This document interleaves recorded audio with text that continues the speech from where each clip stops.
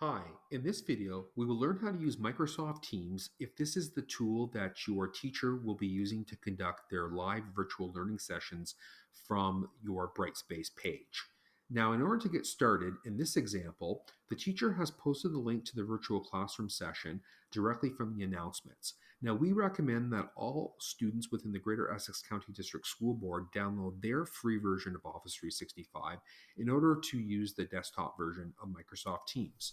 To get started, go to the school board's website at www.publicboard.ca and click on the Student tab to access their Office 365 account.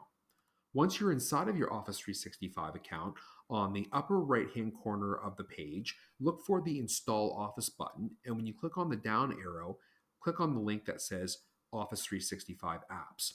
Once the apps have been successfully installed on your personal device, if you click on the Start button located on the lower left-hand corner of your screen, you will now see all of the Office applications which have been successfully installed directly to your personal device. If you happen to be using a laptop provided by the school board, don't worry because all of these applications have been successfully installed for you.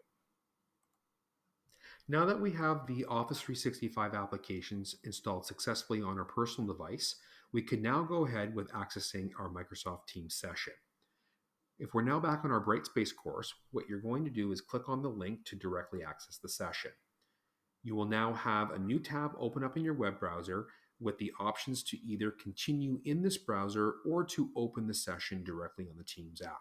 Now, you could use the Microsoft Teams within the browser, but we're going to recommend that you use the app to get the full functionality out of this software by clicking on the button that says Open in Microsoft Teams. The desktop app will open momentarily, which will be pinned directly in the taskbar on the very bottom of the screen. And once you're inside of Microsoft Teams, you'll have a dialog box that looks like this, asking you to enable your computer audio. So you're going to want to make sure that this is checked off, indicating that you're going to have the audio to be able to hear and participate in the session.